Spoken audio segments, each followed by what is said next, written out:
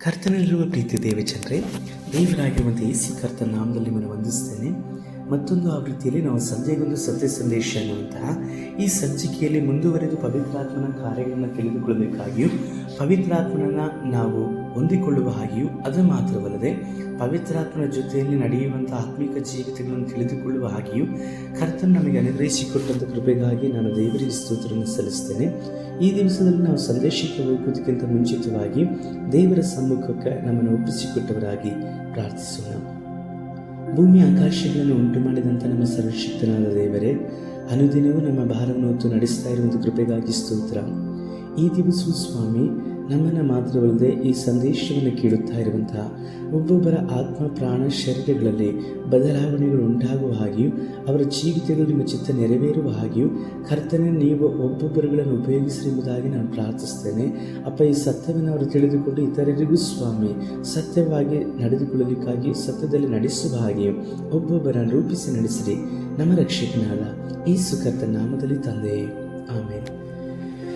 ಕರ್ತನಲ್ಲಿರುವ ಪ್ರೀತಿ ದೇವಜನರೇ, ಯೋಹಾನನು ಬರೆಸುವ ಪುಸ್ತಕ 16ನೇ ಅಧ್ಯಾಯದಲ್ಲಿ 12ನೇ ವಾಕ್ಯ, 13 ಮತ್ತು 14ರ ವಾಕ್ಯವನ್ನು ಕುರಿತಾಗಿ ನಾವು ಕಳೆದ 2-3 ವಾರಗಳಿಂದ ನಾವು ಪವಿತ್ರಾತ್ಮನ ಕುರಿತಾಗಿ ಧ್ಯಾನಿಸಲ್ಪಡ್ತಾ ಇದ್ದೇವೆ.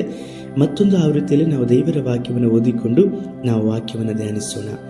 ನಾನು ನಿಮಗೆ ಹೇಳಬೇಕಾದದ್ದು ಇನ್ನೂ ಬಹಳ ಉಂಟು, ಆದರೆ ಸದ್ಯಕ್ಕೆ ಅದನ್ನು ಹೊರಲಾರಿರಿ. ಸತ್ಯದ ಆತ್ಮನು ಬಂದಾಗ ಆತನು ನಿಮ್ಮನ್ನು ನಡೆಸಿಕೊಂಡು ಹೋಗಿ ಸಕಲ ವಿಷಯದಲ್ಲಿಯೂ ಸತ್ಯಕ್ಕೆ ಸೇರಿಸುವನು. ಆತನು ತನ್ನಷ್ಟಕ್ಕೆ ತಾನೇ ಮಾತಾಡದೆ ಕೇಳಿದ ಮಾತುಗಳನ್ನೇ ಆಡುವನು ಮತ್ತು ಮುಂದಾಗುವ ಸಂಗತಿಗಳನ್ನು ನಿಮಗೆ ತಿಳಿಸುವನು. ಆತನು ನನ್ನದರೊಳಗಿಂದ ತೆಗೆದುಕೊಂಡು ನಿಮಗೆ ತಿಳಿಸುತ್ತಾ ನನ್ನನ್ನೇ ಮಹಿಮೆಪಡಿಸುವನು. ಕರ್ತನ ಪ್ರೀತಿ ದೇವಜನರೇ, ದೇವರ ಆತ್ಮನು ನನಗೂ ನಿಮಗೂ ವಿಶೇಷವಾಗಿ ಯೇಸು ಕರ್ತನಿಂದ ಕೊಡಲ್ಪಟ್ಟಂತಹವರು. ಇವರು ಎಂದಿಗೂ ಸಹ ನಮ್ಮನ್ನು ಬಿಟ್ಟು ಹೋಗುವುದಿಲ್ಲ, ಎಂದಿಗೂ ಅಗಲದೇ ಇರುವಂಥವರು. ಆದರೆ ಇವರನ್ನು ದುಃಖಪಡಿಸಬಾರ್ದು, ಇವರನ್ನು ಮನನೊಯಿಸಲ್ಪಡಬಾರ್ದು. ಪವಿತ್ರಾತ್ಮನ ವಿಷಯದಲ್ಲಿ ನಾವು ಇಲ್ಲ ಸಲ್ಲದನ್ನು ಹೇಳಬಾರ್ದು. ಪವಿತ್ರಾತ್ಮ ಹೇಳದೇ ಇರುವಂಥ ಕಾರ್ಯಗಳನ್ನು ಸಹ ನಾವು ಹೇಳಬಾರ್ದು. ಕೆಲವೊಂದು ಸಮಯದಲ್ಲಿ ನಾವು ದೇವರ ಸಮಕ್ಷಮದಲ್ಲಿ ನಡೆಯುವಂತಹ ಸಮಯದಲ್ಲಿ ಶರೀರದನುಸಾರವಾಗಿ ನಡೆಯುವಂಥ ಕಾರ್ಯಗಳು ನಮ್ಮ ಜೀವಿತದಲ್ಲಿ ಬರಲ್ಪಡ್ತದೆ. ಇಷ್ಟು ವಿಧವಾಗಿ ನಾವು ಶರೀರದನುಸಾರವಾಗಿ ನಡೆಯುವಾಗ ದೇವರಾತ್ಮನನ್ನು ಮನವೊಲಿಸಲ್ಪಡ್ತೇವೆ. ಅದು ಮಾತ್ರವಲ್ಲದೆ ದೇವರಾತ್ಮನಿಗೆ ವಿರುದ್ಧವಾಗಿ ಮಾತನಾಡಲ್ಪಟ್ಟು ದೇವರಾತ್ಮನ ಅರಿವಿಲ್ಲದಂತೆ ಜೀವಿಸುವಂಥ ಸ್ವಭಾವಗಳು ಸಹ ಈ ಕಡೆಯ ದಿನಮಾನಗಳಲ್ಲಿ ಅನೇಕರಿಗೆ ಉಂಟು. ಮುಖ್ಯವಾಗಿ ನೋಡುವುದಾದರೆ ಗಲಾತ್ಯ ಪುಸ್ತಕದಲ್ಲಿ ಅಪೊಸ್ತಲನಾದಂಥ ಪೌಲನು ಗಲಾತ್ಯದವರಿಗೆ ಹೀಗೆ ಹೇಳಲ್ಪಡ್ತಾರೆ, ಎಲೆ ಗಲಾತ್ಯದವರೇ, ಯಾರು ನಿಮ್ಮನ್ನು ಮರುಳು ಮಾಡಿದ್ರು ಎಂಬುದಾಗಿ ಹೇಳಿ. ಅಂದರೆ ಗಲಾತ್ಯದವರು ಮೊದಲು ಅವರು ಆರಂಭಿಸಿದ್ದು ಪವಿತ್ರಾತ್ಮನಿಂದ ಆರಂಭಿಸಿದರು. ಆದರೆ ಈಗ ನೋಡುವುದಾದರೆ ಅವರು ಪವಿತ್ರಾತ್ಮನನ್ನು ಬಿಟ್ಟರು. ಹಾಗಾಗಿಯೇ ಅವರು ಗಲಾತ್ಯ ಬರೆದ ಪುಸ್ತಕದಲ್ಲಿ 3ನೇ ಅಧ್ಯಾಯದಲ್ಲಿ ಹೇಳಲ್ಪಡ್ತಾರೆ, ಎಲೆಯ ಬುದ್ಧಿ ಇಲ್ಲದ ಗಲಾತ್ಯದವರೇ, ಯಾರು ನಿಮ್ಮನ್ನು ಮರಳುಗೊಳಿಸಿದರು? ಯೇಸು ಕ್ರಿಸ್ತನು ಶಿಲುಬೆಗೆ ಹಾಕಿಸಿಕೊಂಡವನಾಗಿ ನಿಮ್ಮ ಕಣ್ಣೆದುರಿನಲ್ಲಿ ವರ್ಣಿಸಲ್ಪಟ್ಟವನಲ್ವೇ? ಒಂದು ಸಂಗತಿಯನ್ನು ಮಾತ್ರ ನಿಮ್ಮಿಂದ ತಿಳಿದುಕೊಳ್ಳಬೇಕೆನ್ನುತ್ತೇನೆ. ನೀವು ದೇವರಾತ್ಮನನ್ನು ಹೊಂದಿದ್ದು ನಿಮ್ಮ ನಿಷ್ಠೆಗಳನ್ನು ಅನುಸರಿಸಿದರಿಂದಲೋ ಕೇಳಿ ನಂಬಿದ್ದರಿಂದಲೋ ಇಷ್ಟು ಬುದ್ಧಿ ಇಲ್ಲದವರಾಗಿದ್ದೀರಾ. ದೇವರಾತ್ಮನುಸಾರವಾಗಿ ಪ್ರಾರಂಭಿಸಿ ಈಗ ಬಹಿರಾಚಾರಗಳಿಂದ ಸಿದ್ಧಿಗೆ ಬರಬೇಕೆಂದಿದ್ದೀರಾ. ಇಷ್ಟು ವಿಧವಾಗಿ ಗಲಾತ್ಯದವರಿಗೆ ಅವರು ಹೇಳ್ತಾ ಇದ್ದಾರೆ. ಇದರ ಅರ್ಥ ನೋಡುವುದಾದರೆ, ನಿಮ್ಮ ನಿಷ್ಠೆಗನುಸಾರವಾಗಿ ನಾವು ಯೇಸು ಕರ್ತನ ಮೇಲೆ ನಂಬಿಕೆ ಇಡಲಿಲ್ಲ. ನಾವು ನಂಬಿಕೆ ಇಡಲ್ಪಟ್ಟದ್ದು ವಿಶ್ವಾಸದಿಂದ. ಅಂದರೆ ನಂಬಿಕೆಯನ್ನು ಹುಟ್ಟಿಸುವಾತನು ಪೂರೈಸುವಾತನು ಯೇಸು ಕರ್ತನೇ ಆಗಿದ್ದಾರೆ. ಇಂದು ನಾನು ನೀವು ಜೀವಿಸ್ತಾ ಇರುವಂಥದ್ದೆಲ್ಲವೂ ಸಹ ನನ್ನ ರಕ್ಷಕನಾಗಿರುವಂಥ ಯೇಸು ಕರ್ತನ ನಮಗೆ ಕೊಡಲ್ಪಟ್ಟಂಥ ಕೃಪೆಯ ನಂಬಿಕೆಯಿಂದ. ಆದ್ದರಿಂದ ಅವರು ನಂಬಿಕೆಯನ್ನು ಹುಟ್ಟಿಸಿದ್ರು, ಅವುಗಳನ್ನು ಪೂರೈಸಿದ್ರು. ಅನಿಯಮಿತವಾಗಿ ನಮ್ಮ ಯೇಸು ಕರ್ತನ ಮೇಲೆ ವಿಶ್ವಾಸವಿಟ್ಟು ಯೇಸು ಕರ್ತನ ಮೇಲೆ ವಿಶ್ವಾಸವಿಟ್ಟದ್ರಿಂದ ಯೇಸು ಕರ್ತನ ಮುಖಾಂತರವಾಗಿ ನಮಗೆ ದೇವರಾತ್ಮನ ಕೊಡಲ್ಪಟ್ಟಿದ್ದು. ಈಗ ದೇವರಾತ್ಮನ ಅನುಸರಿಸವಾಗಿ ನಾವು ನಡೆಯುತ್ತಾ ದೇವರಾತ್ಮನ ಅನುಸರಿಸಿ ನಡೆದರು. ಆದರೆ ಕೆಲವು ವರ್ಷಗಳು ಆಗ್ತಾ ದೇವರಾತ್ಮ ಇಲ್ಲದವರಾಗಿ ಜೀವಿಸುವಂಥವರ ಸಂಖ್ಯೆ ಈಗ ಹೇರಾಳವಾಗಿ ಇದೆ. ನೋಡುವುದಾದರೆ ದೇವರಾತ್ಮನಲ್ಲಿ ಇರುವಂಥವರು ಇಲ್ಲದೆ ಇರುವಂಥವರಿಗೂ ಬಹಳ ವ್ಯತ್ಯಾಸ ಉಂಟು. ದೇವರಾತ್ಮ ಇರುವಂಥವರು ಯಾವಾಗಲೂ ಸಹ ಅವರು ಸಭೆಯಲ್ಲಿ ಮಾತ್ರವಲ್ಲದೆ ಲೋಕದಲ್ಲಿ ಇರುವಂಥ ಸಮಯದಲ್ಲೂ ದೇವರ ಮಕ್ಕಳ ಜೊತೆಯಲ್ಲಿ ಒಡನಾಟವನ್ನು ಇಟ್ಟುಕೊಳ್ಳುತ್ತಾರೆ. ಅವರು ಏನೇ ಮಾಡುವುದಾದ್ರೂ ಒಂದು ಪ್ರಾರ್ಥನೆ ವಿಜ್ಞಾಪನೆಗಳಲ್ಲಿ ಸಭೆಗಳಲ್ಲಿ ಪ್ರಕಟಣೆಗಳನ್ನು ಹೇಳುವಂಥ ಸಮಯದಲ್ಲೂ ಸಹ ಅವರು ಮನಸ್ಸಿನಿಂದ ಅದಕ್ಕೆ ತಮ್ಮನ್ನು ಒಪ್ಪಿಸಿಕೊಂಡು ಜೀವಿಸಲ್ಪಡುತ್ತಾರೆ. ದೇವರಾತ್ಮನನ್ನು ಅನುಸರಿಸದೇ ಇರುವಂಥವರು ತಮ್ಮ ಇಷ್ಟಾನುಸಾರವಾಗಿ ಜೀವಿಸಲ್ಪಡ್ತಾರೆ. ಅವರ ಆತ್ಮಿಕ ಜೀವಿತದಲ್ಲಿ ನೋಡುವುದಾದ್ರೆ ಅವರಿಗೆ ಅನುಭವಗಳು ಬೇಕು ವಿನಃ ದೇವರ ಆತ್ಮನು ಬೇಕಾಗಿರುವುದಿಲ್ಲ. ದೇವರ ಆತ್ಮ ಇಲ್ಲವಾದರೆ ನಾವು ಪರಲೋಕಕ್ಕೆ ಹೋಗಲಿಕ್ಕೆ ಸಾಧ್ಯವಿಲ್ಲ. ನಾವು ಯೇಸು ಕರ್ತನನ್ನ ಅನುಭವದಿಂದ ನಾವು ಹೊಂದಿಕೊಂಡು ಜೀವಿಸಲಿಕ್ಕೆ ಸಾಧ್ಯವಿಲ್ಲ. ಬದಲಾಗಿ ಯೇಸು ಕರ್ತನ ಜೊತೆಯಲ್ಲಿ ನಾವು ನಡೆಯುತ್ತಲೇ ಜೀವಿಸಬೇಕು. ಅದಕ್ಕೋಸ್ಕರವಾಗಿ ಅವರು ನಮಗೆ ಮಾದರಿಯನ್ನು ಬಿಟ್ಟು ಹೋಗಿದ್ದಾರೆ. ನಾವು ಆತನ ಹೆಜ್ಜೆ ಜಾಡಿನಲ್ಲಿ ನಡೆಯಬೇಕೆಂಬುದಾಗಿ ಅಪೊಸ್ತಲನಾದಂಥ ಪೇತ್ರನು ನಮಗೆ ಹೇಳಲ್ಪಡ್ತಾರೆ. ಯೇಸು ಕರ್ತನ ನಮಗೆ ದೊಡ್ಡ ಮಾದರಿ. ಅವರು ತಂದೆಯನ್ನು ಬಿಟ್ಟು ಏನು ಮಾಡಲಿಲ್ಲ. ತಂದೆಯಿಂದ ಕೇಳಿದ್ದನ್ನೇ ಅವರು ನಮಗೆ ಹೇಳಲ್ಪಟ್ಟರು. ಒಬ್ಬರ ಜೀವಿತದಲ್ಲಿ ಅವರ ಅದ್ಭುತವನ್ನು ಮಾಡುವುದಾದರೂ ಸಹ ಮುಂಜಾನೆ ವೇಳೆಯಲ್ಲಿ ಕರ್ತನ ಸಮ್ಮುಖದಲ್ಲಿ, ತಂದೆ ಸಮ್ಮುಖದಲ್ಲಿ ಅವರು ಗೆತ್ಸೆಮನೆ ತೋಟದಲ್ಲಿ ಅವರು ಪ್ರಾರ್ಥನೆಗೆ ಕುಳಿತುಕೊಂಡು ತಂದೆ ಏನನ್ನು ಹೇಳ್ತಾರೆ ಅದನ್ನೇ ಮಾಡ್ತಾರೆ. ತಂದೆಯು ಅವರ ಆತ್ಮನ ಮುಖಾಂತರವಾಗಿ ಮಾತನಾಡ್ತಾರೆ, ನೀವು ಇದೇ ಸ್ಥಳಕ್ಕೆ ಹೋಗ್ಬೇಕು, ಈ ಪ್ರಾಂತ್ಯಕ್ಕೆ ಹೋಗ್ಬೇಕು, ಅಲ್ಲಿ ಈ ಮನುಷ್ಯನನ್ನು ನೋಡಬೇಕು, ಅಲ್ಲಿ ಈ ಮನುಷ್ಯನ ಜೊತೆ ಹೇಗೆ ಮಾತನಾಡಬೇಕು, ಅವರನ್ನು ಗುಣಪಡಿಸಬೇಕು, ಅವರನ್ನು ಸ್ವಸ್ಥಪಡಿಸಬೇಕು. ಹೀಗೆ ತಂದೆಯು ಆತನ ಆತ್ಮನ ಮುಖಾಂತರವಾಗಿ ಯೇಸು ಕರ್ತನಿಗೆ ಹೇಳ್ತಾರೆ. ಈಗ ಯೇಸು ಕರ್ತನು ಬೆಳಿಗ್ಗೆಯಿಂದ ಅವರು ಪ್ರಾರಂಭಿಸಿ ಸಂಜೆ ತನಕವಾಗಿಯೂ ಅವರು ಏನೆಲ್ಲವನ್ನು ಮಾತನಾಡುತ್ತಾರೋ, ಏನೆಲ್ಲವನ್ನು ಮಾಡ್ತಾರೋ ಅದೆಲ್ಲವೂ ಸಹ ಅವರು ಪವಿತ್ರಾತ್ಮನ ಅನುಸಾರವಾಗಿ ಮಾಡಲ್ಪಟ್ಟರು.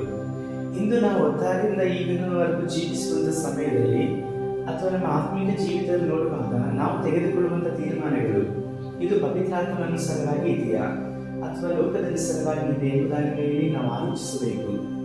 ಇಂದು ದೇವರಾಗಿರುವಂಥ ಯೇಸು ಕರ್ತನನ್ನ ನಂಬಿರುವಂಥ ಅನೇಕರು ಪವಿತ್ರಾತ್ಮನ ಅನುಸಾರವಾಗಿ ತಮ್ಮ ತೀರ್ಮಾನಗಳನ್ನು ತೆಗೆದುಕೊಳ್ಳದೆ ಅವರು ಶಾಪಗ್ರಸ್ತರಾಗಿಯೂ ಆಶೀರ್ವಾದವಿಲ್ಲದವರಾಗಿಯೂ ಸಮಾಧಾನ ಇಲ್ಲದವರಾಗಿ ಕೇವಲ ನಾಮಕಾವಸ್ಥೆಗೆ ಮಾತ್ರವೇ ಕ್ರೈಸ್ತರಾಗಿ ಜೀವಿಸಲ್ಪಡ್ತಾ ಇದ್ದಾರೆ. ಗಲಾತ್ಯದವರು ಅದೇ ರೀತಿಯಲ್ಲಿ ಇದ್ರು. ಅವರು ದೇವರಾತ್ಮನನ್ನ ಅನುಸರಿಸೇ ಮೊದಲು ಪ್ರಾರಂಭಿಸಿದ್ರು.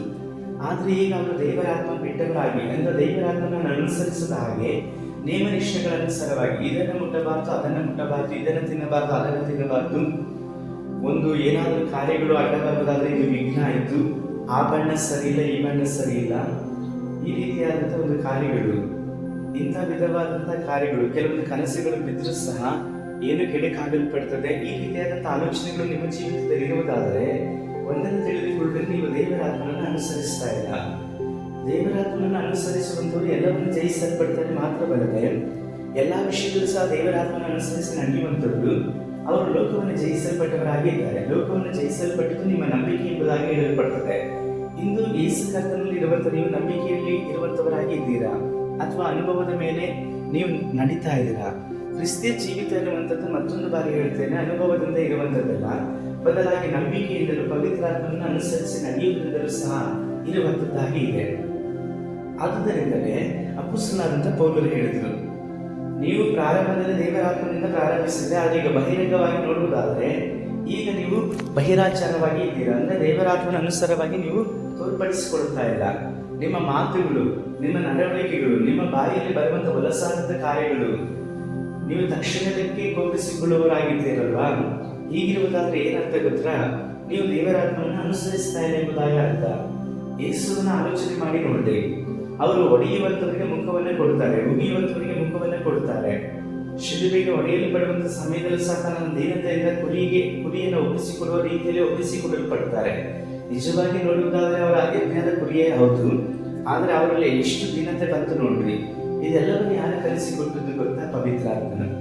ಯೇಸು ಕರ್ತನೇ ಪವಿತ್ರಾತ್ಮನಿಂದ ತುಂಬಲ್ಪಟ್ಟು ಅವರು ಜೀವಿಸಲ್ಪಟ್ಟು ಅವರು ಪವಿತ್ರಾತ್ಮನನ್ನು ಅನುಸರಿಸಿ ನಡೆದರು ಎಂಬುದಾಗಿ ನೋಡುವುದಾದರೆ ಇಂದು ನಾವು ನೀವು ನಮ್ಮಲ್ಲಿ ನಿಮ್ಮಲ್ಲಿ ಪವಿತ್ರಾತ್ಮನ ಎಷ್ಟು ಮಾತ್ರಕ್ಕೆ ನಾವು ಅನುಸರಿಸಿ ನಡೆಯಬೇಕು ಆಲೋಚನೆ ಮಾಡ್ರಿ. ಆದುದರಿಂದ ಯೇಸು ಕರ್ತನು ಹೇಳಿದ್ರು, ಇನ್ನು ನಾನು ನಿಮಗೆ ಹೇಳುವಂಥದ್ದು ಬಹಳ ಉಂಟು, ಆದರೆ ಅದನ್ನು ನೀವು ಹೊರಲಿಕ್ಕೆ ಸಾಧ್ಯವಿಲ್ಲ. ಯಾಕಂದ್ರೆ ಯೇಸು ಕರ್ತನು ಹೇಳುವಂತಹ ಅನೇಕ ವಿಷಯಗಳನ್ನು ನಾವು ಮಾಂಸದ ಅನುಸಾರವಾಗಿ ನಮ್ಮ ಬುದ್ಧಿಯಿಂದಲೋ ಅಥವಾ ನಮ್ಮ ಸಾಮರ್ಥ್ಯದಿಂದಲೋ ಜ್ಞಾನದಿಂದಲೋ ನಾವು ಹೊಂದಿಕೊಳ್ಳಲಿಕ್ಕೆ ಸಾಧ್ಯವಿಲ್ಲ. ಯೇಸು ಕರ್ತನ ಮಾತುಗಳನ್ನ, ಯೇಸು ಕರ್ತನ ವಾಕ್ಯಗಳನ್ನ, ಆತನ ಪ್ರವಾದನೆಗಳನ್ನ, ಪ್ರಕಟಣೆಗಳನ್ನ, ಆತನ ಕಾರ್ಯಗಳನ್ನ, ಆತನ ಸೇವೆಯನ್ನ ನಮ್ಮ ಬುದ್ಧಿಯಿಂದಲೂ, ನಮ್ಮ ಜ್ಞಾನದಿಂದಲೂ, ವಿವೇಕದಿಂದಲೂ, ಅನುಭವದಿಂದಲೂ, ಮತ್ತೊಬ್ಬರನ್ನ ಕೇಳಿಯೋ ಮತ್ತೊಬ್ಬರಿಂದ ಹೊಂದಿಕೊಂಡಲು ನಾವು ಮಾಡಲಿಕ್ಕೆ ಸಾಧ್ಯವಿಲ್ಲ. ಅದನ್ನು ಪವಿತ್ರಾತ್ಮನ ಮುಖಾಂತರವಾಗಿ ನಾವು ಕೇಳಬೇಕು. ಯಾಕಂದ್ರೆ ಯೇಸು ಕರ್ತನು ಪವಿತ್ರಾತ್ಮನಿಗೆ ತಿಳಿಸಲ್ಪಡ್ತಾರೆ, ಪವಿತ್ರಾತ್ಮ ನಮಗೆ ತಿಳಿಸಲ್ಪಡ್ತಾರೆ. ನಮಗೆ ಹೇಗೆ ಇವರು ತಿಳಿಸಲ್ಪಡ್ತಾರೆ ಎಂಬುದಾಗಿ ನೋಡುವುದಾದರೆ ಪವಿತ್ರಾತ್ಮನನ್ನು ನಾವು ಅನುಸರಿಸಬೇಕು. ಪವಿತ್ರಾತ್ಮನ ಜೊತೆಯಲ್ಲಿ ಒಡನಾಟ ಇಟ್ಟುಕೊಳ್ಳಬೇಕು. ಪವಿತ್ರಾತ್ಮನ ಜೊತೆಯಲ್ಲಿ ಒಡನಾಟ ಇಟ್ಟುಕೊಳ್ಳುವಂಥದ್ದು ಹೇಗೆ? ಹಾಗೆ ನೋಡುವುದಾದರೆ ನಾವು ಕರ್ತನಿಗೆ ಸಮರ್ಪಿಸಿಕೊಳ್ಳುವಂಥದ್ದು. ಆರಾಧನೆಯಲ್ಲಿ ನಾವು ದೇವರಿಗೆ ಸುಡಲ್ಪಡಬೇಕು. ಪ್ರತಿದಿನವೂ ಸಹ ನಾವು ಸ್ತುತಿಯೊಡನೆ ದೇವರ ಸಮಕ್ಷಮದಲ್ಲಿ ಆ ದಿನವನ್ನು ನಾವು ಪ್ರಾರಂಭಿಸಬೇಕು. ಸ್ತುತಿ ಇಲ್ಲದಂತೆ ನಾವು ಪ್ರಾರಂಭಿಸಬಾರದು. ಆರಾಧನೆ ಇಲ್ಲದಂತೆ ನಾವು ಪ್ರಾರಂಭಿಸಬಾರದು. ಆರಾಧನೆಯಲ್ಲಿ ನಾವು ಸುಡಲ್ಪಡಬೇಕು. ಆರಾಧನೆ ಅನ್ನುವಂಥದ್ದೇ ನಾವು ಕರ್ತನಿಗೆ ಅರ್ಪಿಸಿಕೊಳ್ಳುವಂಥದ್ದು ಎಂಬುದಾಗಿ ಹೇಳಿ. ಆರಾಧನೆ ಎಂಬುದಾಗಿ ನೋಡುವುದಾದರೆ ಸಮರ್ಪಿಸಿಕೊಳ್ಳುವಂಥದ್ದು. ಇಂದು ನಾವು ದೇವರಿಗೆ ಸಮರ್ಪಿಸಿಕೊಳ್ತಾ ಇದ್ದೇವಾ? ಯಾಕಂದರೆ ದೇವರಾದಂಥ ಕರ್ತನ ವಾಕ್ಯ ರೋಮ 12:1 ಹೇಳಲ್ಪಡ್ತದೆ, ದೇವರ ಕನಿಕರವನ್ನು ನಿಮ್ಮ ನೆನಪಿಗೆ ತಂದು ನಿಮ್ಮನ್ನು ಬೇಡಿಕೊಳ್ಳುವುದೇನೆಂದರೆ, ನೀವು ನಿಮ್ಮ ದೇಹಗಳನ್ನು ದೇವರಿಗೆ ಮೀಸಲಾಗಿಯೂ ಮೆಚ್ಚುಗೆಯಾಗಿಯೂ ಇರುವ ಸಜೀವ ಯಜ್ಞವಾಗಿ ಅರ್ಪಿಸಿರಿ, ಇದೇ ನಿಮ್ಮ ವಿವೇಕಪೂರ್ವಕವಾದ ಆರಾಧನೆ ಎಂಬುದಾಗಿ ಹೇಳಿ. ಮಾತ್ರವಲ್ಲದೆ ಇಬ್ರಿಯ 12:28 ಹೇಳಲ್ಪಡ್ತದೆ, ಆದ ಕಾರಣ ಯಾರು ಕದಲಿಸಲಾರದ ರಾಜ್ಯವನ್ನು ಹೊಂದುವವರಾದ ನಾವು ಕೃತಜ್ಞತೆಯುಳ್ಳವರಾಗಿದ್ದು ಆತನಿಗೆ ಸಮರ್ಪಕವಾದ ಆರಾಧನೆಯನ್ನು ಭಕ್ತಿಯಿಂದಲೂ ಭಯದಿಂದಲೂ ಮಾಡೋಣ ಎಂಬುದಾಗಿ ಹೇಳಿ. ಮೊದಲನೆಯದಾಗಿ ನಾವು ನೋಡುವುದಾದರೆ, ಒಂದು ದಿನವನ್ನು ನೀವು ಪ್ರಾರಂಭಿಸುವಾಗ ಸ್ತುತಿಯೊಡನೆಯೂ ಆರಾಧನೆಯೊಡನೆಯೂ ನೀವು ಪ್ರಾರಂಭಿಸಿರಿ. ಆಗ ನಿಮ್ಮ ಸ್ತುತಿ ಆರಾಧನೆಗಳು ನಿಮ್ಮ ಹೃದಯದ ಯಜ್ಞಪೀಠಗಳಲ್ಲಿ ಅದು ಸುಡಲ್ಪಡಬೇಕು. ಹೀಗೆ ಸುಡಲ್ಪಡುವಾಗ, ನಿಮ್ಮನ್ನು ಅರ್ಪಿಸಿಕೊಳ್ಳುವಾಗ ಕರ್ತನ ಆತ್ಮನು ನಿಮ್ಮಲ್ಲಿ ಕಾರ್ಯವನ್ನು ಮಾಡ್ತಾ ಇರುವಂಥದ್ದು ಗೊತ್ತಾಗಲ್ಪಡ್ತದೆ. ನೀವು ಆರಾಧನೆಯೊಟ್ಟಿಗೆ ಈ ಕಾರ್ಯಗಳನ್ನು ಅನುಭವಿಸಬಹುದು. ನಿಮ್ಮನ್ನು ನೀವು ಸಮರ್ಪಿಸಿಕೊಳ್ಳ್ರಿ. ಪವಿತ್ರಾತ್ಮನ ಜೊತೆಗೂಡಿ ದೇವರನ್ನು ಆರಾಧಿಸಲಿ. ಪವಿತ್ರಾತ್ಮನ ಸಹಾಯವನ್ನು ತೆಗೆದುಕೊಳ್ಳ್ರಿ. ಪವಿತ್ರಾತ್ಮ ನಿಮಗೆ ಕೊಡಲ್ಪಟ್ಟಿರುವಂಥದ್ದು ನಿಮಗೆ ಸಹಾಯವನ್ನು ಮಾಡಲಿಕ್ಕಾಗಿ, ಮಾತ್ರವಲ್ಲದೆ ಯೇಸು ಕರ್ತನ ವಿಷಯವಾದಂಥ ಸಂಗತಿಗಳನ್ನು ತಿಳಿದುಕೊಳ್ಳಲಿಕ್ಕೋಸ್ಕರವಾಗಿ, ಯೇಸು ಕರ್ತನ ಸೇವೆಯನ್ನು ಮಾಡಲಿಕ್ಕಾಗಿ, ಮಾತ್ರವಲ್ಲದೆ ಯೇಸುವಿಗಾಗಿ ಸಾಕ್ಷಿಯಾಗಿ ಜೀವಿಸಲಿಕ್ಕಾಗಿ, ಅದು ಮಾತ್ರವಲ್ಲದೆ ಯೇಸುವಿನ ಚಿತ್ತವನ್ನು ಈ ಭೂಮಿಯ ಮೇಲೆ ಮಾಡಲಿಕ್ಕಾಗಿ, ಇದಕ್ಕೋಸ್ಕರವಾಗಿ ಪವಿತ್ರಾತ್ಮ ನಿಮಗೆ ಕೊಡಲ್ಪಟ್ಟಿದ್ದಾರೆ. ಅವರು ಎಲ್ಲಾ ಸಮಯದಲ್ಲೂ ಸಹ ನಿಮ್ಮ ಜೊತೆಯಲ್ಲಿ ಮಾತನಾಡಲಿಕ್ಕೆ ಬಯಸಿದ್ದಾರೆ. ಅವರು ಎಲ್ಲಾ ಸಮಯದಲ್ಲೂ ಸಹ ನಿಮ್ಮ ಜೊತೆಯಲ್ಲಿ ಇದ್ದಾರೆ, ನಿಮ್ಮ ಒಳಗಡೆ ವಾಸ ಮಾಡ್ತಾ ಇದ್ದಾರೆ. ಇನ್ನೂ ಸಹ ಮುಂದುವರಿದು ನೋಡುವುದಾದರೆ, ನಿಮ್ಮ ಜೊತೆಯಲ್ಲಿ ಇರುವಂತ ಪವಿತ್ರಾತ್ಮ ಎಂದಿಗೂ ಸಹ ನಿಮ್ಮನ್ನು ಬಿಟ್ಟು ಆಗಲಿ ಹೋಗುವುದಿಲ್ಲ. ಕೆಲವೊಂದು ಸಮಯದಲ್ಲಿ ಅವರನ್ನು ನೀವು ಅನುಸರಿಸಿ ನಡೆಯದೇ ಇರುವಂತಹ ಸಮಯದಲ್ಲಿ ಅವರು ಮೌನವಾಗಿ ಬಿಡ್ತಾರೆ. ಅವರು ಮಾತನಾಡುವುದಿಲ್ಲ. ಮಾತನಾಡದೇ ಇರುವಂತಹ ಸಮಯದಲ್ಲಿ ಮೌನವಾಗಿ ಇರುವಂತದ್ದೇ ಒಂದು ದೊಡ್ಡ ಸಮಸ್ಯೆ ನೋಡ್ರಿ.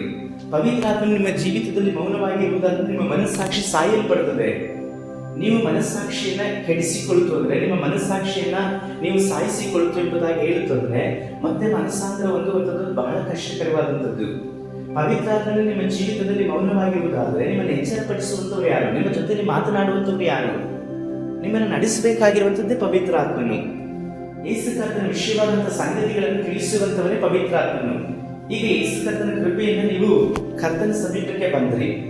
ಈಗ ಯೇಸು ಕರ್ತನ ಕೃಪೆಯಿಂದ ಕರ್ತನ ಸಮೀಪಕ್ಕೆ ಬಂದಿರುವಂತ ನೀವು ಯೇಸು ಕರ್ತನ ಆಜ್ಞೆಗಳನ್ನ, ನಿಯಮಗಳನ್ನ, ಆತನ ಮಾರ್ಗಗಳನ್ನು ಅನುಸರಿಸಿ ನಡೆಯಬೇಕು ಅಂತಂದ್ರೆ ಅವರ ಮಾತುಗಳು ಬೇಕು, ಅವರ ಪ್ರಕಟಣೆಗಳು ಬೇಕು. ಯೇಸು ಕರ್ತನ ಸಂಗತಿಗಳನ್ನು ನೀವು ತಿಳಿದುಕೊಳ್ಳಬೇಕು. ಈ ಯೇಸು ಕರ್ತನ ಸಂಗತಿಗಳನ್ನು ನೀವು ನೇರವಾಗಿ ತಿಳಿದುಕೊಳ್ಳಲಿಕ್ಕೆ ಸಾಧ್ಯವಿಲ್ಲ. ಪವಿತ್ರಾತ್ಮನ ಮುಖಾಂತರವಾಗಿ ನೀವು ತಿಳಿದುಕೊಳ್ಳಬೇಕು. ನೀವು ಸ್ವಂತ ಮಾಂಸದಿಂದ, ಶರೀರದಿಂದ ಯೇಸು ಕರ್ತನ ಸಂಗತಿಗಳನ್ನ ತಿಳಿದುಕೊಳ್ಳುತ್ತೋ ಅಂತಂದ್ರೆ ನೀವು ಹೊರಲಿಕ್ಕೆ ಆಗೋದಿಲ್ಲ. ಅದನ್ನ. ಅದಕ್ಕೆ ದೇವರಾಗಿರುವ ಯೇಸು ಕರ್ತನು ನಿಮ್ಮ ಮಾಂಸದಿಂದ, ನಿಮ್ಮ ಶರೀರದಿಂದ, ನಿಮ್ಮ ಜ್ಞಾನದಿಂದ, ವಿವೇಕದಿಂದ ಅವುಗಳನ್ನ ಯೇಸು ಕರ್ತನ ಮಾತುಗಳನ್ನು ತಿಳಿದುಕೊಳ್ಳಲಿಕ್ಕೆ ಸಾಧ್ಯವಿಲ್ಲ ಎಂಬುದಾಗಿ ಹೇಳಿ ಪವಿತ್ರಾತ್ಮನನ್ನು ನಿಮಗೆ ಸ್ವಂತವಾಗಿ ಕೊಟ್ಟಿದ್ದಾರೆ. ಅಂದ್ರೆ ಅವರ ನಿಮ್ಮ ಪ್ರಾಪರ್ಟಿ, ಅವರ ನಿಮ್ಮ ಸ್ವಂತ ಆಸ್ತಿ. ಪವಿತ್ರಾತ್ಮ ನಿಮ್ಮ ಸ್ವಂತ ಸ್ವತ್ತು. ಅವರು ನಿಮಗೋಸ್ಕರವಾಗಿ ಕೊಡಲ್ಪಟ್ಟಿರುವಂತವರು, ನಿಮ್ಮ ಜೊತೆಯಲ್ಲಿ ಇರುವಂತವರು, ನಿಮ್ಮ ಹಿತವನ್ನ ಬಯಸುವಂತ ಹಿತಚಿಂತಕರು, ನಿಮ್ಮ ಸಂತೋಷವನ್ನ ಬಯಸ್ತಾರೆ, ನಿಮ್ಮ ಜೀವಿತದಲ್ಲಿ ಸಮಾಧಾನವನ್ನು ಬಯಸ್ತಾರೆ, ನಿಮ್ಮನ್ನ ಆಶೀರ್ವಾದವನ್ನ ಹೊಂದಿಕೊಳ್ಳಬೇಕೆಂಬುದಾಗಿ ಹೇಳಿ ಇತರರಿಗಿಂತ ಹೆಚ್ಚಾಗಿ, ನಿಮ್ಮ ಪೋಷಕರಿಗಿಂತಲೂ, ನಿಮ್ಮ ತಂದೆ ತಾಯಿಗಳಿಗಿಂತಲೂ, ನಿನ್ನ ಗಂಡನಿಗಿಂತಲೂ, ನಿನ್ನ ಸಭಾಪಾಲಕರಿಗಿಂತಲೂ, ನಿನ್ನ ಸಹೋದರ ಸಹೋದರಿಯರಿಗಿಂತಲೂ ಸಹ ಹೆಚ್ಚಾಗಿ ನಿಮ್ಮ ಆಶೀರ್ವಾದವನ್ನು, ನಿಮ್ಮ ಸಂತೋಷವನ್ನ ನೀವು ಕರ್ತನಲ್ಲಿ ಭಕ್ತಿಯುಳ್ಳವರಾಗಿ ನಡೆಯಬೇಕೆಂಬುದಾಗಿ ಹೇಳಿ ನಿರೀಕ್ಷೆ ಪಡುವಂಥವರು ಯಾರು ಗೊತ್ತಾ? ನಿಮ್ಮ ಒಳಗಡೆ ಕರ್ತನು ಕೊಡಲ್ಪಟ್ಟಿರುವಂತ ಪವಿತ್ರಾತ್ಮನು. ಕೆಲವೊಂದು ಸಮಯದಲ್ಲಿ ಪವಿತ್ರಾತ್ಮನ ವಂಚಿಸಲ್ಪಟ್ಟು ನಡೆಯುವಂಥದ್ದು ಅದು ನಿಮ್ಮನ್ನು ಮರಣಕ್ಕೆ ನಡೆಸಲ್ಪಡ್ತದೆ. ಇದೊಂದು ಭಯಂಕರವಾದಂಥ ಕಾರ್ಯವಾಗಿದೆ. ಏನು ಪವಿತ್ರಾತ್ಮನನ್ನ ವಂಚಿಸಿ ನಡೆಯುವಂಥದ್ದ? ಹೀಗೆ ನಡೆಯುವಂಥದ್ದು ಅಂದರೆ ಏನೆಂಬುದಾಗಿ ಹೇಳಿ ನೀವು ಆಲೋಚಿಸಬಹುದು. ಇಂದು ಅನೇಕರು ಪವಿತ್ರಾತ್ಮನನ್ನು ವಂಚಿಸಲ್ಪಡ್ತಾ ಇದ್ದಾರೆ, ಪವಿತ್ರಾತ್ಮನಿಗೆ ವಿರುದ್ಧವಾಗಿ ನಡೆದುಕೊಳ್ಳುತ್ತಾ ಇದ್ದಾರೆ. ಮಾತ್ರವಲ್ಲದೆ ಪವಿತ್ರಾತ್ಮನ ಕಾರ್ಯಗಳನ್ನು ಸಹ ಅವರು ಅಸಡ್ಡೆ ಮಾಡುವವರಾಗಿ ಇದ್ದಾರೆ. ಇದನ್ನು ನಾವು ಅಪೊಸ್ತಲರು ಬರೆದ ಕೃತ್ಯಗಳಲ್ಲಿ 5ನೇ ಅಧ್ಯಾಯದಲ್ಲಿ ನೋಡ್ಬೋದು. ಅಲ್ಲಿ ಇಬ್ಬರು ಮನುಷ್ಯರನ್ನು ನಾವು ನೋಡುತ್ತೇವೆ. ಒಬ್ಬರು ಅನನೀಯ ಮತ್ತು ಆತನ ಹೆಂಡತಿಯಾದಂಥ ಸಫೈರಳು ಎಂಬುದಾಗಿ ಹೇಳಿ, ಇವರಿಬ್ಬರು ಸಹ ಅವರು ಜಮೀನನ್ನು ಮಾರಲ್ಪಡ್ತಾರೆ. ಜಮೀನನ್ನು ಮಾರಿದಂಥವರು ಅವರು ಆ ಜಮೀನಿನ ಕ್ರಯವನ್ನು ತೆಗೆದುಕೊಂಡು, ಆ ಹಣವನ್ನು ತೆಗೆದುಕೊಂಡು ಬಂದು ಸ್ವಲ್ಪವನ್ನು ಅವರ ಮನೆಯಲ್ಲಿ ಬಚ್ಚಿಟ್ಟು ಇನ್ನು ಸ್ವಲ್ಪವನ್ನು ತೆಗೆದುಕೊಂಡು ಬಂದು ಅಪೊಸ್ತಲರ ಪಾದಗಳ ಕೆಳಗಡೆ ಹಾಕಲಿಕ್ಕಾಗಿ ಬರ್ತಾ ಇದ್ದಾರೆ. ಅಂದರೆ ಅಪೊಸ್ತಲನಾದಂತಹ ಪೇತ್ರನ ಬಳಿಯಲ್ಲಿ ಅವರು ಅದನ್ನು ಕೊಡಲಿಕ್ಕೋಸ್ಕರವಾಗಿ ತೆಗೆದುಕೊಂಡು ಬಂದರು. ಆ ಸಮಯದಲ್ಲಿ ಪವಿತ್ರಾತ್ಮ ಭರಿತನಾದಂತಹ ಪೇತ್ರನ ಹೇಳಲ್ಪಡ್ತಾರೆ, ನೀವು ಕ್ರಯಕ್ಕೆ ಬಂದು ನೀವು ಕೊಡಲ್ಪಟ್ಟಲ್ವಾ, ಇಷ್ಟೇ ಹಣಕ್ಕೆ ಕೊಡಲ್ಪಟ್ಟ ಎಂಬುದಾಗಿ ಹೇಳುವಾಗ ಹೌದು ಹೌದು ಎಂಬುದಾಗಿ ಹೇಳಿ ಅವರು ಒಪ್ಪಿಕೊಡುತ್ತಾರೆ. ಅಂದರೆ ಅವರು ಸುಳ್ಳನ್ನು ಹೇಳಲ್ಪಟ್ಟರು, ಅವರು ಸುಳ್ಳನ್ನು ಹೇಳಿದ್ರು. ಆದರೆ ಅಲ್ಲಿ ಪೇತ್ರನು ಹೇಳ್ತಾರೆ, ಅನನೀಯ, ಸೈತಾನ್ಯನ ಹೃದಯದಲ್ಲಿ ತುಂಬಿಕೊಂಡಿದ್ದೇನು, ನಿನ್ನ ಯಾಕೆ ಆ ಹೊಲದ ಕ್ರಯದಲ್ಲಿ ಕೆಲವನ್ನು ಬಚ್ಚಿಟ್ಟುಕೊಂಡು ಪವಿತ್ರಾತ್ಮನನ್ನು ವಂಚಿಸಬೇಕೆಂದಿದೆ ಎಂಬುದಾಗಿ ಹೇಳಲ್ಪಡ್ತಾರೆ. ಇಂದು ಅನೇಕರು ಪವಿತ್ರಾತ್ಮನನ್ನು ಈ ರೀತಿಯಲ್ಲಿ ವಂಚಿಸ್ತಾ ಇದ್ದಾರೆ. ನೀವು ಸೇವಕರಿಗೆ ಮಾತನಾಡುತ್ತಿರುವಂತಹ ಒಂದೊಂದು ಸುಳ್ಳುಗಳು ಸಹ ಪವಿತ್ರಾತ್ಮನನ್ನು ವಂಚಿಸ್ತಾ ಇರುವಂತದ್ದೇ ಆಗಿದೆ. ಯಾಕಂದ್ರೆ ಸೇವಕರು ನಿಮ್ಮ ಪ್ರಯೋಜನಕ್ಕೋಸ್ಕರವಾಗಿ ಕೊಡಲ್ಪಟ್ಟಿದ್ದಾರೆ. ನಿಮ್ಮ ಸಭೆಯನ್ನು ಪಾಲಿಸುವಂತ ಸಭಾಪಾಲಕರು ನಿಮ್ಮ ಪ್ರಯೋಜನಕ್ಕೋಸ್ಕರವಾಗಿ ಕೊಡಲ್ಪಟ್ಟಿರುವಂತವರು. ನಿಮ್ಮ ಆತ್ಮಗಳನ್ನು ಕಾಯುವಂತವರು ಅವರು. ನಿಮ್ಮ ಆತ್ಮದ ವಿಷಯದಲ್ಲಿ ಲೆಕ್ಕವನ್ನು ಕೊಡಲಿಕ್ಕೋಸ್ಕರವಾಗಿ ದೇವರು ನೇಮಿಸಲ್ಪಟ್ಟಂತ ಕುರುಬನು. ಕೆಲವೊಂದು ಕೊರತೆಗಳು ಅವರ ಜೀವಿತದಲ್ಲಿ ಇರ್ಬೋದು, ಕೆಲವೊಂದು ಸ್ವಭಾವಗಳು ಅವರ ಜೀವಿತದಲ್ಲಿ ಇರ್ಬೋದು, ಕೆಲವೊಂದು ತಪ್ಪಾದಂತ ಕಾರ್ಯಗಳು ಸಹ ಅವರ ಜೀವಿತದಲ್ಲಿ ಇರ್ಬೋದು. ಆದರೆ ನೀವು ಅವುಗಳೆಲ್ಲವನ್ನ ತಿಳಿದುಕೊಂಡು ಅವರನ್ನು ಪರೀಕ್ಷಿಸಿ ಅವರಿಗೆ ತೀರ್ಪನ್ನು ಹೇಳಲಿಕ್ಕೋಸ್ಕರವಾಗಿ ದೇವರ ಬಳಿಗೆ ಕರೆಯಲ್ಪಟ್ಟಿಲ್ಲ. ಬದಲಾಗಿ ಅವರ ಕೈ ಕೆಳಗಡೆ ಇದ್ದು ಕರ್ತನನ್ನ ಮೆಚ್ಚಿಸಲಿಕ್ಕೋಸ್ಕರವಾಗಿ ಕರೆಯಲ್ಪಟ್ಟಂತವರು. ಹೀಗೆ ನೋಡುವುದಾದರೆ ಏಲಿಯ ಅವನ ಮಕ್ಕಳ ಜೀವಿತದಲ್ಲಿ, ಆ ಕುಟುಂಬದ ಜೀವಿತದಲ್ಲಿ ಎಷ್ಟೆಲ್ಲ ಅನ್ಯಾಯವಾದಂತಹ ಕಾರ್ಯಗಳಿತ್ತು. ಆದರೆ ಸಮುವೇಲನು ನಿಷ್ಠಾವಂತನು, ನಂಬಿಕಸ್ಥನಾದಂಥ ದೈವ ಮನುಷ್ಯ, ಬಾಲಕನಾಗಿರುವಂತಹ ಸಮಯದಲ್ಲಿ ಎಲ್ಲ ಕಾರ್ಯಗಳನ್ನು ಕಣ್ಣಾರೆ ನೋಡಲ್ಪಟ್ಟಂತವನು. ಆದರೆ ಒಂದು ದಿನವೂ ಸಹ ಏಲಿಯನ್ನ ಅವನು ಏನಪ್ಪ ಈ ರೀತಿಯಲ್ಲಿ ಮಾಡ್ತಾ ಇದ್ರಲ್ಲ, ಇವರ ಮಕ್ಕಳು ಹೀಗೆ ಮಾಡ್ತಾ ಇದ್ದಾರೆ ಎಂಬುದಾಗಿ ಹೇಳಿ ಏಲಿಯನ್ನ ಅವನ ಕುಟುಂಬವನ್ನು ಕುರಿತಾಗಿ ಅಲ್ಲಿ ಆರಾಧನೆಗೆ ಬರ್ತಿದ್ದಂತೆ ಇತರರನ್ನ ಬಳಿಯಲ್ಲಿ ಹೋಗಿ, ಈ ಪಾಸ್ಟರ್ ಹೀಗೆ, ಈ ಏಲಿ ಅನ್ನುವಂಥದ್ದು ಹೀಗೆ, ಅವನ ಮಕ್ಕಳು ಹೀಗೆ, ಅವನಿಗೆ ನೀವು ಈ ರೀತಿಯಲ್ಲಿ ಕೊಡ್ತಾರೆ, ಅವನಿಗೆ ಈ ರೀತಿಯಾದಂತಹ ಜೀವಿತವನ್ನು ಜೀವಿಸ್ತಾ ಇದ್ದಾನೆ ಎಂಬುದಾಗಿ ಹೇಳಿ ಯಾರ ಬಳಿಯಲ್ಲೂ ಸಹ ಮಾತನಾಡಲಿಲ್ಲ. ನೋಡ್ರಿ, ಅವನ ಕೆಲಸ ಇಷ್ಟೇ. ಏಲಿ ಈಗ ಅಲ್ಲಿ ಯಾಜಕನಾಗಿ ಇದ್ದಾನೆ, ಯಾಜಕೋದ್ಯೋಗವನ್ನು ಮಾಡ್ತಾ ಇದ್ದಾರೆ, ದೈವದಿಂದ ಆರಿಸಿ ತೆಗೆದುಕೊಂಡಂತವರು ಅಭಿಷೇಕ್ತನು ಏಲಿ. ಈಗ ಅವನ ಜೀವಿತದಲ್ಲಿ ಏನೆಲ್ಲ ಕಾರ್ಯಗಳು ಇರಬಹುದು, ಆದರೆ ಅವುಗಳನ್ನು ಕುರಿತಾಗಿ ಅವನು ಮಾತನಾಡಲಿಲ್ಲ. ಬದಲಾಗಿ ದೇವರಿಗೆ ನಂಬಿಕಸ್ಥನಾಗಿ ನಡೆಯಲ್ಪಟ್ಟ. ಈಗ ದೇವರಿಗೆ ನಂಬಿಕಸ್ಥನಾಗಿ ನಡೆಯಲ್ಪಟ್ಟದ್ರಿಂದಲೇ ದೇವರು, ಕರ್ತನಾದಂಥ ದೇವರು ಸಮುವೇಲನನ್ನು ಅಭಿಷೇಕಿಸಲ್ಪಟ್ಟು ಆನಂತರದಲ್ಲಿ ಏನೇ ನಂತರದಲ್ಲಿ ಅವನ ಕುಟುಂಬವನ್ನೆಲ್ಲ ಸಮುವೇಲನನ್ನು ಆರಿಸಿಕೊಳ್ಳುವಂಥದ್ದನ್ನು ನಾವು ನೋಡುತ್ತೇವೆ.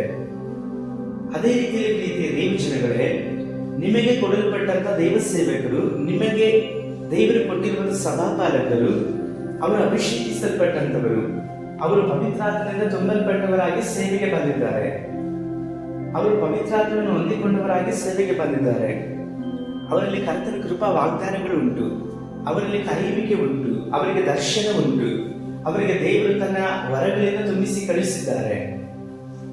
ಅವರು ಬಹಳ ಪ್ರಯಾಸದಿಂದ ನಿಮ್ಮ ಆತ್ಮಗಳನ್ನು ನಡೆಸ್ತಾ ಇದ್ದಾರೆ. ಅವರು ಕುಟುಂಬವನ್ನು ಬಿಟ್ಟಂತವರು, ಮನೆಗಳನ್ನು ಬಿಟ್ಟಂತವರು, ಅವರ ಮಕ್ಕಳ ವಿಷಯದ ಚಿಂತೆ ಮಾಡದ ಹಾಗೆ ತ್ಯಾಗದಿಂದ ಅವರ ವೈರಾಗ್ಯದಿಂದ ಸೇವೆಯನ್ನು ಮಾಡಿದಂತವರು. ಆದ್ರೆ ಈ ದಿನಗಳಲ್ಲಿ ಏನಾದರೂ ಕೊರತೆಗಳಿರುವುದಾದ್ರೆ ಆ ಕೊರತೆಗಳನ್ನ ನೀವು ಗಮನಿಸಬೇಡ್ರೆ ದೇವರು ಗಮನಿಸ್ತಾರೆ. ಯಾವ ವಿಷಯದಲ್ಲಿ ದೇವರು ಯಾರ ವಿಷಯದಲ್ಲಿ ಏನನ್ನು ಸರಿಪಡಿಸಬೇಕು ಕರ್ತನು ಖಂಡಿತವಾಗ್ಲೂ ಸರಿಪಡಿಸ್ತಾರೆ. ಆದರೆ ನಿಮ್ಮನ್ನು ನೀವು ಸರಿಪಡಿಸಿಕೊಳ್ಳೋಣ.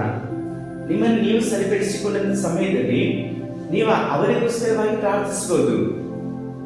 ಮೊದಲನೇದಾಗಿ ನಾವು ನೋಡುವುದಾದ್ರೆ, ನಮ್ಮಲ್ಲಿ ನಾವು ಸರಿಯಾಗಬೇಕು ಅನ್ನುವಂಥ ಕಾರ್ಯಗಳು ನಮ್ಮ ಜೀವಿತದಲ್ಲಿ ಇರುವುದಾದ್ರೆ ನಾವು ಇತರರನ್ನು ಪ್ರಶ್ನಿಸುವಂಥದ್ದು, ಇತರರ ಬಗ್ಗೆ ತಪ್ಪಾದಂಥದ್ದನ್ನು ಹುಡುಕುವಂಥದ್ದು, ಕೊರತೆಗಳನ್ನು ನೋಡುವಂಥದ್ದನ್ನ ಇದೆಲ್ಲವನ್ನು ಸಹ ನಾವು ಬಿಟ್ಟು ಬಿಡ್ತೇವೆ. ನಮ್ಮ ಒಂದು ಯೋಚನೆ, ನಮ್ಮ ಒಂದು ಮಾರ್ಗ, ನಮ್ಮ ಒಂದು ಉದ್ದೇಶ ಒಂದೇ, ಯೇಸು ಕರ್ತನನ್ನು ಅನುಸರಿಸುವಂಥದ್ದು, ಪವಿತ್ರಾತ್ಮನನ್ನು ಅನುಸರಿಸಿ ನಡೆಯುವಂಥದ್ದು.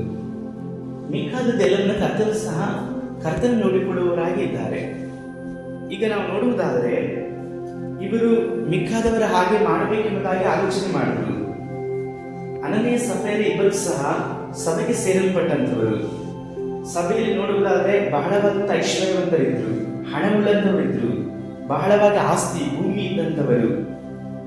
ಅವರೆಲ್ಲರೂ ಸಹ ಭೂಮಿಯನ್ನ ಮಾರಿ ಆ ಮಾರಿ ಬಂದಂತ ಹಣದಿಂದ ಅವರು ಆ ಹಣವನ್ನು ತೆಗೆದುಕೊಂಡು ಬಂದು ಅಪೊಸ್ತಲರ ಕೈಗಳಿಗೆ ಕೊಡ್ತಾ ಇದ್ರು.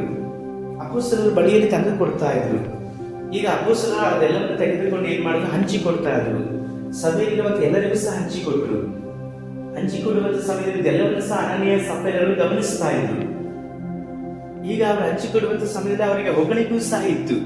ನೋಡ್ರಿ, ಇವರು ಈ ರೀತಿಯಲ್ಲಿ ಅವರು ಭೂಮಿಯನ್ನ ಕ್ರಯಕ್ಕೆ ಮಾರಲ್ಪಟ್ಟು ಇವರು ಸೇವೆಗೆ ಕೊಡ್ತಾ ಇದ್ದಾರೆ, ಇವರು ಸಭೆಗೆ ಕೊಡ್ತಾ ಇದ್ದಾರೆ. ನಿಮ್ಮೆಲ್ಲರಿಗೂ ಸಹ ಹಂಚಿಕೊಂಡು ನಾವೆಲ್ಲರೂ ಸಮಾನವಾಗಿ ಇರೋಣ ಎಂಬುದಾಗಿ ಕೊಡ್ತಾ ಇದ್ದಾರೆ ಎಂಬುದಾಗಿ ಹೇಳಿರ್ಬೋದು. ಈಗ ಅನನೀಯ ಸಭೆಗಳಲ್ಲಿ ಅವರ ಚಿಂತನೆಗಳಲ್ಲಿ ಏನ್ ಬಂತು ನೋಡ್ರಿ, ನಾವು ಸಹ ಹೀಗೆ ಮಾರಲು ಬಂದು ಇವರಿಗೆ ಕೊಡುತ್ತೋ ಅಂದ್ರೆ ನಮ್ಮನ್ನು ಸಹ ಈಗ ಎಲ್ಲರ ಮುಂದೆ ಪ್ರೋತ್ಸಾಹಿಸಲ್ಪಡ್ತಾರೆ, ಎಲ್ಲರ ಮುಂದೆ ಹೊಗಳಲ್ಪಡ್ತಾರೆ, ಎಲ್ಲರ ಮುಂದೆ ನಮ್ಮ ಹೆಸರನ್ನ ಘನಪಡಿಸಿಕೊಳ್ಳಬಹುದಲ್ವಾ? ಈ ರೀತಿಯಾದಂಥ ಆಲೋಚನೆ ಅವರ ಜೀವಿತದಲ್ಲಿ ಬಂದು ಈಗ ಅವರು ಪೇತ್ರನ ಬಳಿಯಲ್ಲಿ ಬಂದು ಸುಳ್ಳನ್ನು ಹೇಳ್ತಾ ಇದ್ದಾರೆ.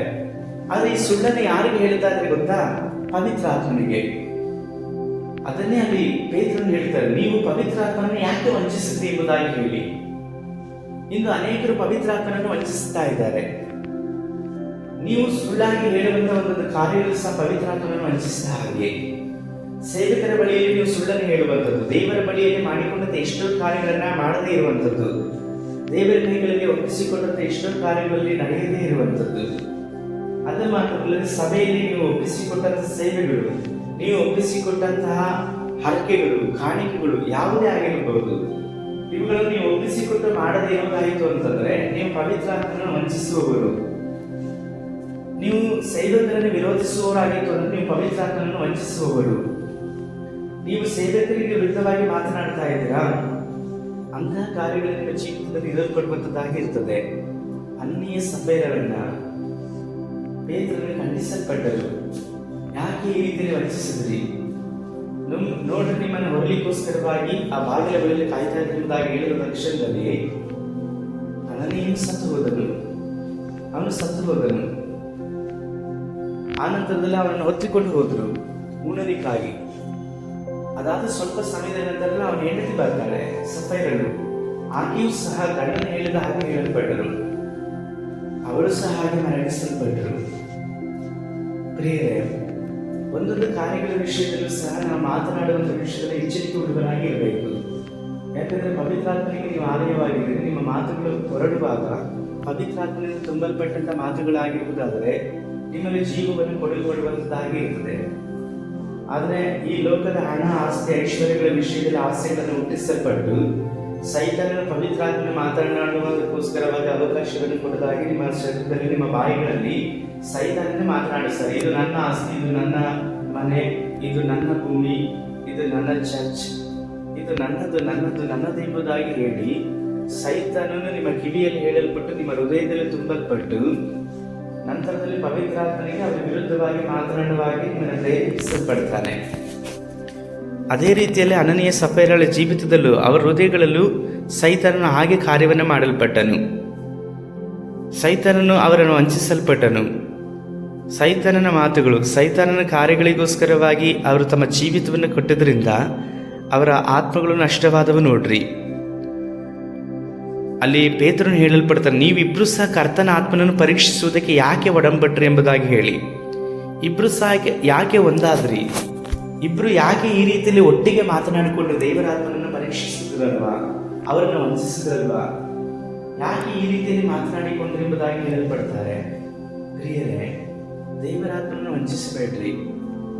ಯಾಕಂದ್ರೆ ದೇವರಾತ್ಮನು ನಿಮ್ಮಲ್ಲಿ ಜೀವಿತದಲ್ಲಿ ವಂಚನೆ ನೀವು ಹಾಗೆ ಮಾಡುವುದಾದ್ರೆ ಕೆಲವೊಂದು ಸಮಯದಲ್ಲಿ ನೀವು ಸಾಯದೇ ಇರಬಹುದು, ಆದರೆ ಬದುಕಿದ್ದು ಸಹ ಸತಾದಂತ ಜೀವಿತ ಇರಲ್ಪಡ್ತದಲ್ವಾ? ಇದು ಎಷ್ಟು ಭಯಂಕರವಾದದ್ದು. ಇಂದು ನಿಮ್ಮ ಜೀವಿತದಲ್ಲಿ ಪವಿತ್ರಾತ್ಮ ಮೌನವಾಗಿ ಇದ್ದಾರಾ? ನೀವು ವಂಚಿಸುವವರಾಗಿ ಇದ್ದೀರಾ? ಪವಿತ್ರಾತ್ಮನಿಗೆ ಸ್ಥಳವನ್ನು ಕೊಡ್ತಾ ಇದ್ದೀರಾ? ನೀವೇ ಆಲೋಚನೆ ಮಾಡ್ರಿ. ಯೇಸುಕ್ರಿಸ್ತನ ವಿಷಯದ ಅಪರಿಮಿತವಾದಂತಹ ಸಂಗತಿಗಳು ನೀವು ತಿಳಿದುಕೊಳ್ತಾ ಇದ್ದೀರಾ? ಹಾಗಾದ್ರೆ ತಿಳಿದುಕೊಳ್ತಾ ಇಲ್ಲ ಅಂತಂದ್ರೆ ನಿಮ್ಮಲ್ಲಿ ಪವಿತ್ರಾತ್ಮನು, ನೀವು ಪವಿತ್ರಾತ್ಮನನ್ನು ಅನುಸರಿಸಿ ನಡೀತಾ ಇದ್ದೀರಾ ಇಲ್ಲ ಎಂಬುದಾಗಿ ತಾನೇ ಅರ್ಥ. ಯೇಸುಕ್ರಿಸ್ತನ ಬಳಿಯಲ್ಲಿ ದಿನೇ ದಿನೇ ನೀವು ಪ್ರಕಟಣೆಗಳನ್ನು ಹೊಂದಿಕೊಳ್ಳಬೇಕು. ಅದಕ್ಕೋಸ್ಕರವಾಗಿ ಪವಿತ್ರಾತ್ಮ ನಿಮಗೆ ಕೊಡಲ್ಪಟ್ಟಿದ್ದಾರೆ. ನನ್ನದ್ರೊಳಗಿಂದ ತೆಗೆದುಕೊಂಡು ನಿಮಗೆ ತಿಳಿಸುವರು, ನನ್ನನ್ನು ಮಹಿಮೆಪಡಿಸುವರು ಎಂಬುದಾಗಿ ಹೇಳ್ತಾರೆ. ಯೇಸು ಕರ್ತನಲ್ಲಿ ನಾವು ತಿಳಿದುಕೊಳ್ಳಬೇಕಾಗಿರುವಂಥದ್ದು, ಯೇಸು ಕರ್ತನ ಅರಿತುಕೊಳ್ಳಬೇಕಾಗಿರುವಂಥದ್ದು ಇನ್ನೂ ಬಹಳ ಇದೆ. ಅದೆಲ್ಲವನ್ನು ಸಹ ಪವಿತ್ರಾತ್ಮನು ನಿಮಗೆ ತಿಳಿಸಲ್ಪಡ್ತಾರೆ. ಹಾಗೆ ಪವಿತ್ರಾತ್ಮ ನಿಮಗೆ ತಿಳಿಸಬೇಕು ಎಂಬುದಾಗಿ ನೋಡುವುದಾದರೆ ನೀವು ಅವರನ್ನು ಅನುಸರಿಸಬೇಕು. ಪವಿತ್ರಾತ್ಮನನ್ನು ಅನುಸರಿಸಿರಿ. ಹಾಗೆ ನೀವು ಅನುಸರಿಸುವುದಾದರೆ ದೇವರಾಗಿರುವಂಥ ಕರ್ತನು ನಿಮ್ಮ ಜೀವಿತದಲ್ಲಿ ಮಹೋನ್ನತವಾದಂಥ ಕಾರ್ಯಗಳನ್ನು ಮಾಡಲಿಕ್ಕೆ ಶಕ್ತರಾಗಿದ್ದಾರೆ. ದೇವರ ಚಿತ್ತವಿರುವುದಾದರೆ ನಾವು ಮುಂದುವರಿದು ಪವಿತ್ರಾತ್ಮನ ಕುರಿತಾಗಿ ಧ್ಯಾನಿಸುವ. ಈ ಸಮಯದಲ್ಲಿ ಸಮಯವಾದುದರಿಂದ ನಾವು ಪ್ರಾರ್ಥನೆ ಮಾಡುವ.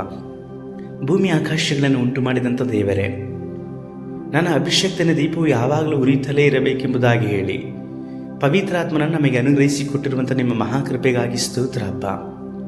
ಪವಿತ್ರಾತ್ಮನನ್ನು ನಾವು ಅನುಸರಿಸಿ ನಡೆಯುವ ಹಾಗೆ, ಪವಿತ್ರಾತ್ಮನಿಂದ ನಡೆಸಲ್ಪಡುವಂಥ ಯಾವ ಸೇವಕರನ್ನು, ಯಾವ ದೇವ ಮಕ್ಕಳನ್ನು ನಾವು ವಂಚಿಸದ ಹಾಗೆ, ನಮ್ಮ ತುಟಿಗಳೆಂಬ ಕದವನ್ನು ಪವಿತ್ರಾತ್ಮನಿಗೆ ಮಾತ್ರವೇ ನಾವು ತೆರೆಯಲ್ಪಡಲಿಕ್ಕಾಗಿ ನಮಗೆ ಸಹಾಯ ಮಾಡಿರಿ. ಈ ವಾಕ್ಯವನ್ನು ಕೇಳುತ್ತಿರುವಂಥ ಒಬ್ಬೊಬ್ಬರ ಜೀವಿತಗಳನ್ನು ಕಟ್ಟಿರಿ, ಅವರನ್ನು ಆಶೀರ್ವಾದ ಮಾಡಿರಿ. ಅವರೊಬ್ಬೊಬ್ಬರು ಪವಿತ್ರಾತ್ಮನನ್ನು ಅನುಸರಿಸಿ ನಡೆಯುವ ಹಾಗೆ ಕೃಪೆ ಮಾಡಿರಿ. ಅವರ ಜೀವಿತದಲ್ಲಿ ಇಂದಿನಿಂದ ಪವಿತ್ರಾತ್ಮನನ್ನು ನೀವು ಸ್ವಾಮಿ ಆಳ್ವಿಕೆ ಮಾಡಿರಿ, ನೀವು ನಡೆಸಿರಿ. ನಮ್ಮ ರಕ್ಷಕನಾದ ಯೇಸು ಕರ್ತನ ನಾಮದಲ್ಲಿ ತಂದೆಯೇ, ಆಮೇನ್. ಕರ್ತನಲ್ಲಿರುವ ಪ್ರೀತಿ ದೇವಜನರೇ, ಈ ವಾಕ್ಯ ಸಂದೇಶವು ನಿಮಗೆ ಪ್ರಯೋಜನಕರವಾಗಿ ಇರುವುದಾದರೆ ನೀವು ಮತ್ತೊಬ್ಬರಿಗೆ ಈ ವಾಕ್ಯ ಸಂದೇಶವನ್ನು ಕಳುಹಿಸಲ್ಪಡ್ಬೋದು. ನಮಗೋಸ್ಕರವಾಗಿ ನಾವು ಮಾಡುವಂಥ ದೇವರ ಸೇವೆಗಾಗಿಯೂ ನೀವು ಪ್ರಾರ್ಥನೆ ಮಾಡಿರಿ. ನಿಮ್ಮ ಪ್ರಾರ್ಥನೆ ಪ್ರೋತ್ಸಾಹದಿಂದ ನಾವು ಇನ್ನೂ ಹೆಚ್ಚಾದಂಥ ಸೇವೆಯನ್ನು ಕರ್ತನಿಗೆ ಮಾಡಲಿಕ್ಕೆ ಸಾಧ್ಯವಾಗ್ತದೆ. ಅದು ಮಾತ್ರವಲ್ಲದೆ ನಿಮ್ಮ ಪ್ರಾರ್ಥನೆ ಮನವಿಗಳಿರುವುದಾದರೂ ಸಹ ನಮಗೆ ಕಾಮೆಂಟ್ ಮುಖಾಂತರವಾಗಿ ಅಥವಾ ಈ ಸ್ಕ್ರೀನಲ್ಲಿ ಕಾಣುವಂಥ ಫೋನ್ ನಂಬರ್ಗೆ ನೀವು ಸಂಪರ್ಕಿಸ್ಬೋದು. ನಿಮಗೋಸ್ಕರವಾಗಿ ಪ್ರಾರ್ಥನೆ ಮಾಡುವಂಥದ್ದು ಮಾತ್ರವಲ್ಲದೆ ನಿಮಗೋಸ್ಕರವಾಗಿ ನಾವು ದೇವರ ಸಮ್ಮುಖದಲ್ಲಿ ಬೇಡಿಕೊಳ್ಳುವಂಥದ್ದು ನಮಗೆ ಸಂತೋಷಕರವಾಗಿಯೂ ಆಶೀರ್ವಾದಕರವಾಗಿ ಇದೆ ಎಂಬುದಾಗಿ ಹೇಳಿ ನಾನು ಬಯಸ್ತೇನೆ. ಕರ್ತ ನಿಮ್ಮನ್ನು ಆಶೀರ್ವಾದ ಮಾಡಲಿ. ದೇವರ ಚಿತ್ತವಿದ್ದು ಕರ್ತನ ಬರೋಣ ತಡವಾಗುವುದಾದರೆ ನಾವು ಮುಂದಿನ ವಾರದಲ್ಲಿ ಪವಿತ್ರಾತ್ಮನ ಕುರಿತಾಗಿ ಧ್ಯಾನಿಸಲ್ಪಡುವ. ನಿಮ್ಮೆಲ್ಲರನ್ನು ಸಹ ದೇವರಾಗಿರುವ ಯೇಸು ಕರ್ತನು ತಾನೇ ಆಶೀರ್ವಾದ ಮಾಡಲಿ. ಆಮೇನ್.